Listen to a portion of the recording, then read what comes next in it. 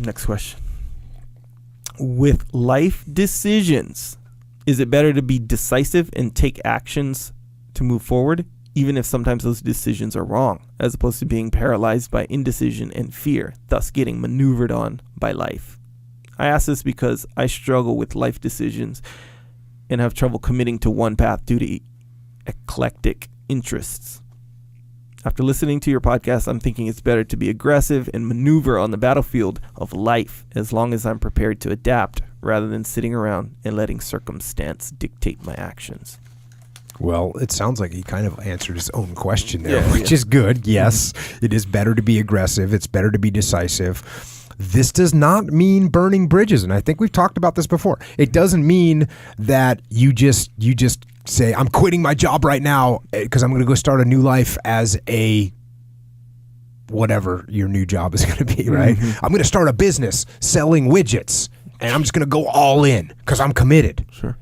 Well, you know, how long does it take to produce those widgets? And where, you know, so there's a lot of issues with that. You know, there's a way, though, to mitigate risk on your decisions. And actually at the camp we were in up in Maine, there was a lot of guys that were, you know, listening to the podcast, and one of them, really good guy, he was talking to me about his business. And the business, which I'm not going to go into any details, but he's basically saying, look, I got this business. It's going well. I want it to do better. And I'm kind of weighing this decision between bringing on, he says, no, I want to bring on like 6 people to really help expand and grow and all that stuff. He said, but if I do that and we have a couple rough, you know, if we hit some bad luck, I might be upside down and not be able to handle it. And what I really am scared of is like, that's not just me, but it's my family. I got a wife and I got kids, and now I'm hedging the comfort and safety of my family.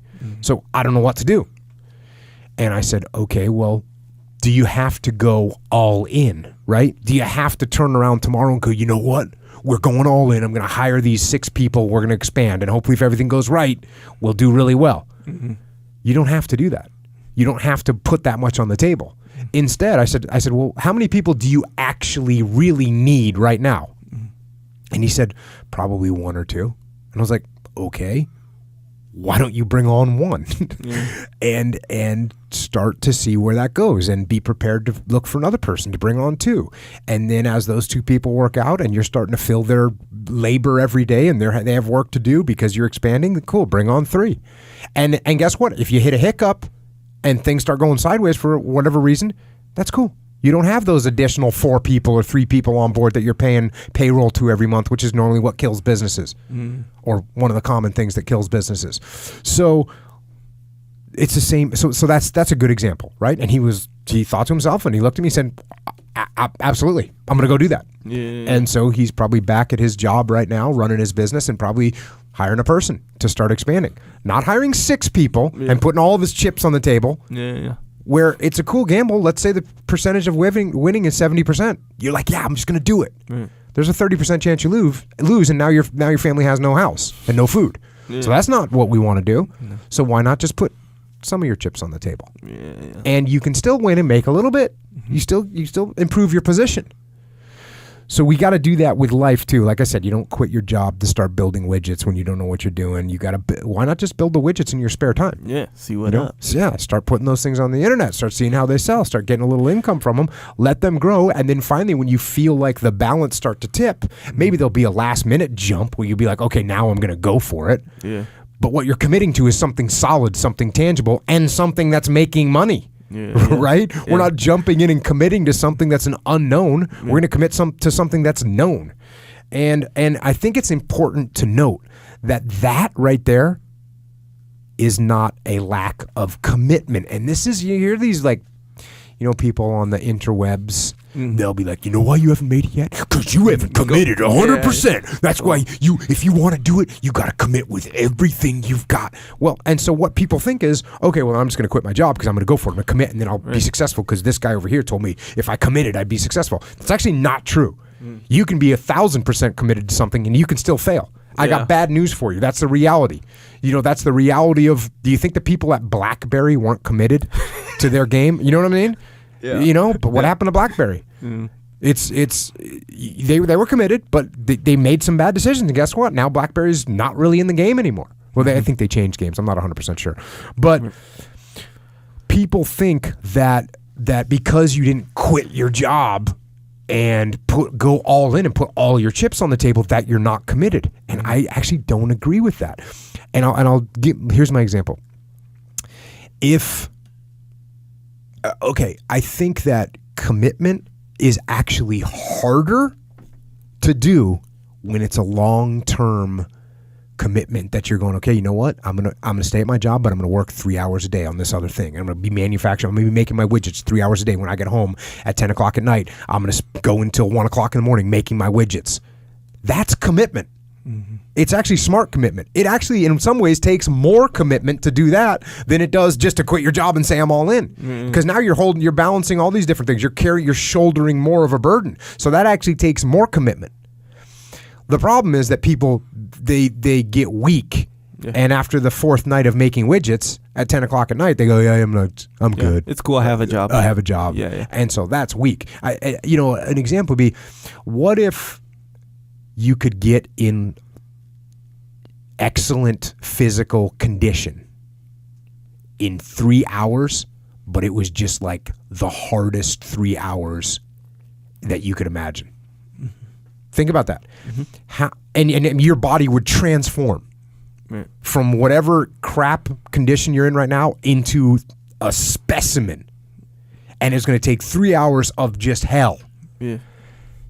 How many more people would be in amazing condition? I don't know. I think a ton more. Because committing for 3 hours to something, even if it was going to be super bad, people would be able to do it. Mm-hmm. What takes more commitment, and the reason everyone's not walking around like a perfect specimen, is because it doesn't take 3 hours. Yeah. It doesn't take 3 weeks. It doesn't take 3 months. It takes a daily grind that goes on for years, that you have to hold the line on the way you eat, on the way you exercise, on your life. Yep. And that takes real commitment. Yeah, that's true. So it isn't a lack of commitment, it's planning. It isn't a lack of commitment, it is mitigating risk. And don't confuse, again, I think that the person that commits to something and still maintains this other income stream, for example, that person is at least as committed, if not more committed, than the person says, you know what, screw it, I'm going all in over here. I'm forgetting about, quitting my job. That's not a smart move. Yeah. And it takes more. That's actually an easier, well, that's my point. It's easier in many ways to go, you know what, I'm quitting this day job. I'm quitting my 9 to 5. I'm sick of that cubicle. I'm sick of that construction site. I'm just going all in over here. That is an easier move. That takes less commitment than saying I'm going to shoulder the burden of working 15, 18, 20 hours a day for the next 2 years until I can get this thing stood up enough to where I can execute it. Yeah. Yes, it's almost like people are conflating the commitment. It's like they almost people want to do a big show of commitment by quitting their job, but it's more of just a show of commitment. It's a show. It's either you're committed or you're not, kind of thing. Yeah. And then so a lot of times with these big shows of commitment comes just an immense amount of stupidity. Yeah. When meanwhile you can either commit or don't commit. Yeah. Sure. If you don't quit your job and you make widgets and you don't commit, sure, it's like, all right, you can facilitate your non-commitment. Yeah. I dig it. Your real job, your 9 to 5 job, is an enabler to you not committing. Fully. Yeah, but by no means is that no proof. Yeah, and it's important to note that don't confuse. And this is another mistake. So people make mistakes on either ends of the spectrum. The other one is don't confuse planning and mitigating risk with not taking action, because that can happen too. You have to make things happen every single day. That's what you have to do. Yeah. If you don't take action, if you don't move, which is what this guy's asking about, then you're paralyzed and you're never going to get anywhere. But all you have to do is chip away at that thing. You got to make a little bit of movement every day. Yeah. You want to write a book, and this is something I'm familiar with now because I'm writing books. I'm writing another book right now. Hell yeah. And you know what I got to do? I got to chip away at that thing every day. Every day. Yeah. Every day. There's your commitment. 1,000 words a day, 45 minutes, maybe an hour. That's what it takes. And guess what? If I can't get that hour for whatever reason, guess what I'm going to get? 2. 20 minutes. I'm going to get 30 minutes. I'm going to get something to get in there. I'm going to do work because I'm going to be closer to my goal than I was. Yeah. That's the way it is. Yeah, man. And I think you got to see that live, didn't you? Yes. Honor, like it was my honor. That's but that's where it happens. Where else is it going to happen? Right? Yeah. We were flying back from Maine. I was Echo's cruising good. Yeah. I think I fell asleep a couple times. Yeah, you were kind of in and out. But I was hammering. Yeah. I was doing what I have to do. Mm-hmm. Because if I don't do it then, when am I going to get that hour? That was 4 hours I had right there. Yeah. Flight. Technically 5. Yeah. Couldn't get my computer out for the first little bit. They didn't let you. So whatever. Oh, good, bro. Yeah, I was kind of, at times, I was peeking over your shoulder, like reading, what's Jocko writing over here? And then I see, what was it? I saw the name Kenny Williamson in there. Oh, no. So I was like, I know what Jocko's writing right now. Yeah. Yeah. Book 2. That's good, man. Being composed.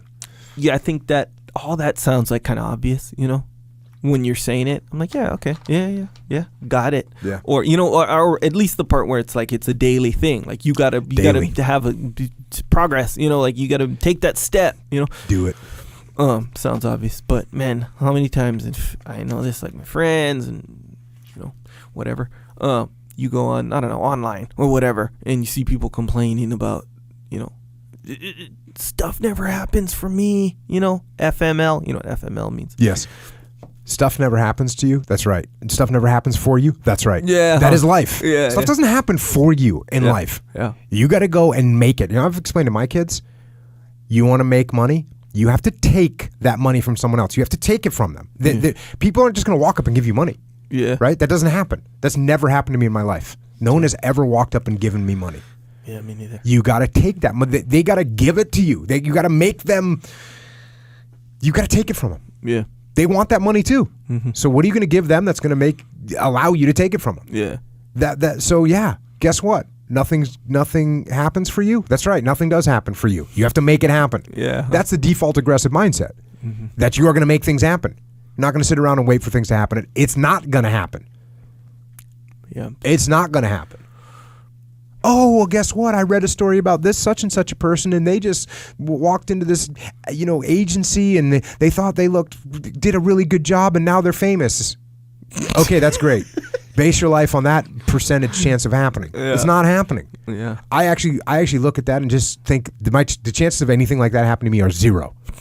Nothing good is going to happen to me like that I'm just going to get a good deal like that. It's not happening. 0. Yeah. So if you're going to get it, you're going to have to make it happen. Yeah. Next question.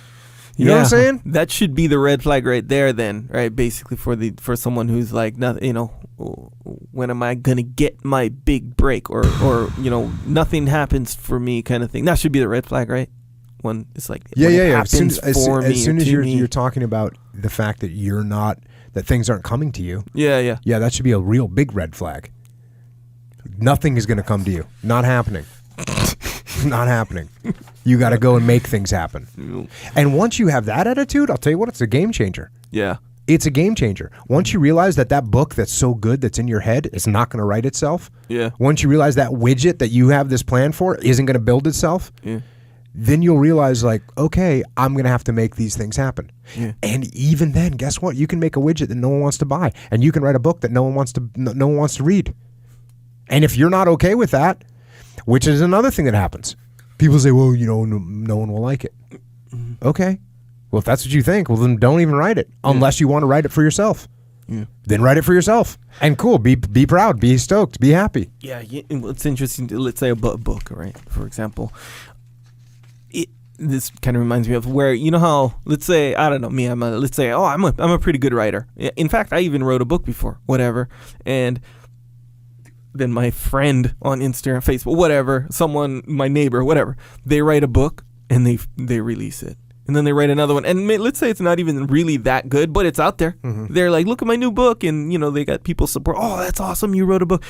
Meanwhile, I'm like kind of sour grapes a little bit. I'm like, I'm a better writer than that person. Meanwhile, I didn't write any more books. You didn't write a book. I'm over here. Or you wrote one, yeah. Yeah, I wrote back in the day, a long time ago, you're about to say. Yeah. But I'm saying I'm in that arena, Right. and I'm kind of in my mind hating on this person. There's people that hate on them that never even wrote a book in the first place. Yeah. Like, oh man, I'm a better writer. I'm a better film guy. Yeah. I'm a better Fighter. carpenter. I'm a Yeah. better fighter. Whatever. There are all kinds of people doing that. Yeah. All kinds of people that will just be saying, I was a better whatever fighter, jiu-jitsu player, carpenter, whatever, you name it. Yeah. Meanwhile, taking no action. Software engineer. I could have done that. Why didn't you? Yeah, exactly right. I'll tell you why, because you weren't committed. Yeah, that's part of And the commitment that I'm talking about is at night. Late at night. That's potentially, or early in the morning. earlier in the morning, or in the middle of the day, whatever. Yeah.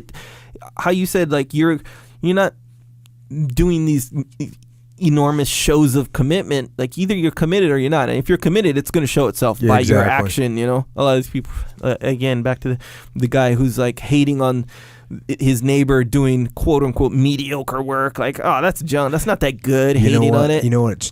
This just made me think of this. Sometimes you'd meet a guy that would say, I'm going to SEAL training.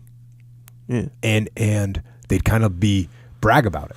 Mm-hmm. And you could see in their eyes that right there was good enough for them. Oh, just yeah, to be yeah. like, hey, I'm going to SEAL team training. Yeah. No one calls it SEAL team training, but that's the kind of person because they just want to. Right. And I'd hear guys saying that, yeah, I'm going to SEAL training. The guys that generally have a better chance are guys that, you say, oh, what are you doing in the Navy? And they say, oh, I'm just got done with A school and I'm starting, hoping to go to SEAL training. You have to pry it out of them, right? Yeah. That guy's a better chance. The guy that's already bragging, basically indirectly bragging, because he's implying that he's going to make it. Those guys going to have a little bit more of a rough time. Now, this doesn't mean they're not. This doesn't mean don't be confident. Yeah. But that's what I'm saying is some people that are like, I'm going for it. They're happy with just saying, I'm committed. I quit my job and this is what I'm going to do. They're happy to let everyone know that. Yeah. But what they're not happy to do is grind. Yeah. That's what they're not happy to do, and that's where you make your money, right? Or where you make your goods, or where you become successful. Yeah, there's who was it? Doesn't matter. But I was listening to somebody, and they were talking about like people have goals. I want to be a singer or whatever. I want to be a CEO. That's one thing. I want to be a CEO. But cool. You can form up an LLC today, and you can become the CEO. Exactly right. So that's And kind of you're part right. of part of the point right there. It's like, okay, you want to be a CEO because you see all this cool stuff on wherever about being a CEO, but really what you're pursuing isn't necessarily being this. It is, but what you're pursuing, where you're going to end up, and where you're going to find success as a CEO, if you're pursuing the day to day of being a CEO, it's like I said this before, and it's. On the surface, it's lame, but it's actually really accurate. Like, if you want to be a gangster, you have to do gangster stuff every day. It's not just like posing with your guns. It's like you got to put in that work kind of thing, So if you're gonna be like, you can't just be Jocko and start a podcast and just put out a book and that's it and start collecting money. It's not like that. You gotta go through. However old you are, years. There's other steps involved. Yes, exactly right. The steps. Leif and I used to joke about, because when we started Echelon Front, obviously it was just me and him, and we'd see some other guy out there and he'd be like, CEO of something, and we'd be saying, well, that guy's the CEO of, and you look at their company and the company has them, only one person or three people, right? Hey, bro, that's kind of weird. Yeah. Like, I'm the CEO. Hey, I'm the CEO of Jocko Podcast. Yeah, you know what I mean? No, it's just you and me. There's no CEO going on here. Yeah, we're cruising too hard. Yeah, that deal. You got to focus on the right things as opposed to the wrong things. Check.